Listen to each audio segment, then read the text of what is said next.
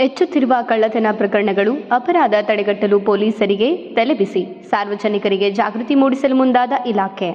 ಹೌದು, ತಾಲೂಕಿನಾದ್ಯಂತ ಅಪರಾಧಗಳನ್ನು ತಡೆಗಟ್ಟಲು ಪೊಲೀಸ್ ಇಲಾಖೆ ಅಪರಾಧ ತಡೆ ಮಾಸಾಚರಣೆಯೊಂದಿಗೆ ಧ್ವನಿವರ್ಧಕ ಕರಪತ್ರಗಳ ಮೂಲಕ ಜಾಗೃತಿ ಮೂಡಿಸುತ್ತಿರುವ ಹೊತ್ತಲ್ಲೇ ಇತ್ತ ನಗರದಲ್ಲಿ ಹಾಡುಹಗಲೇ ಸರಗಳ್ಳತನ, ಕೈಚಳಕದಿಂದ ಚಿನ್ನದ ಸರ ಕದ್ದು ಪರಾರಿಯಾಗಿರುವ ಪ್ರಕರಣ, ರಾಜ್ಯದಲ್ಲೇ ಹೆಚ್ಚುತ್ತಿರುವ ಸೈಬರ್ ಕಳ್ಳತನ ಪ್ರಕರಣಗಳು ನಡೆಯುತ್ತಿರುವ ಇಂತಹ ಘಟನೆಗಳಿಗೆ ಕಡಿವಾಣ ಹಾಕಲು ಪೊಲೀಸರು ನಗರ ಹಾಗೂ ಗ್ರಾಮದ ಪ್ರಮುಖ ಬೀದಿಗಳಲ್ಲಿ ಸಂಚರಿಸುತ್ತಾ ಹಾಗೂ ಹೊಲಗದ್ದೆಗಳ ಬಳಿ, ಶಾಲಾ ಕಾಲೇಜು, ಸಾರ್ವಜನಿಕ ಸ್ಥಳಗಳಲ್ಲಿ ಕುಟುಂಬ ಸಮೇತ ಹೊರಗೆ ಹೋಗುವಾಗ ಬೆಲೆ ಬಾಳುವ ವಸ್ತು, ಹಣವನ್ನು ಜೊತೆಯಲ್ಲೇ ತೆಗೆದುಕೊಂಡು ಹೋಗುವುದು ಅಥವಾ ಬ್ಯಾಂಕ್ ಲಾಕರ್ನಲ್ಲಿ ಇಡುವುದು, ಮನೆ ಬಾಗಿಲಿಗೆ ಡೋರ್ ಲಾಕ್ ಬೀಗ ಹಾಕುವುದು, ಸಂಶಯಾಸ್ಪದ ವ್ಯಕ್ತಿ ಅಥವಾ ವಸ್ತುಗಳು ಕಂಡುಬಂದಾಗ ಸಮೀಪದ ಠಾಣೆಗೆ ತಿಳಿಸುವುದು, ಬ್ಯಾಂಕುಗಳಲ್ಲಿ ಹಣ ಕಟ್ಟುವಾಗ ತೆಗೆಯುವಾಗ ಕಳ್ಳರು ನಿಮ್ಮ ಗಮನಕ್ಕೆ ಬೇರೆ ಕಡೆ ಸೆಳೆದು ಹಣ ಲಪಟಾಯಿಸುವುದು, ಬೆಳ್ಳಿ ಬಂಗಾರ ಒಡವೆಗಳನ್ನು ಪಾಲಿಶ್ ಮಾಡುವುದು ಅಥವಾ ಕಡಿಮೆ ಬೆಲೆಗೆ ತೆಗೆದುಕೊಳ್ಳುವುದಾಗಲಿ ಮಾಡಿ ವಂಚನೆ ಮಾಡುವುದು, ಒಂಟಿ ಮನೆಗಳ ಬಳಿ ಬಂದು ಕುಡಿಯುವ ನೀರು ಕೇಳುವ ನೆಪದಲ್ಲಿ ಒಂಟಿ ಹೆಣ್ಣು ಮಕ್ಕಳು ಓಡಾಡುವ,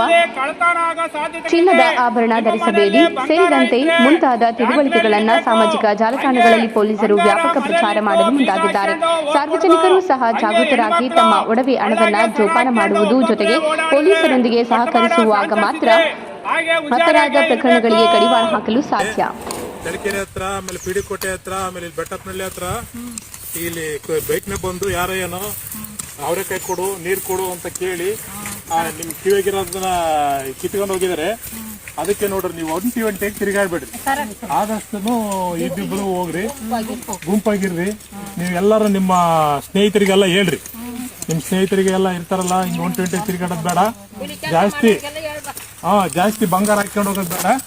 ಬಂಗಾರ ಜಾಸ್ತಿ ಇದ್ರೆ ಮನೆಗೆ ಸೇಫ್ಟಿಯಾಗಿ ಇಟ್ಟು ಬರ್ರಿ, ಆಯ್ತಾ? ನಿಮ್ಮ ಬಂಗಾರನ ಸೇಫ್ಟಿಯಾಗಿ ಕಾಪಾಡಕ್ಕೆ ಒಂದು ವ್ಯವಸ್ಥೆ ಮಾಡ್ಕೊಳ್ರಿ. ಎಲ್ಲ ನಿಮ್ಮೂರಾಗೆಲ್ಲ ಹೇಳ್ಬೇಕಮ್ಮ, ಆಯ್ತಾ?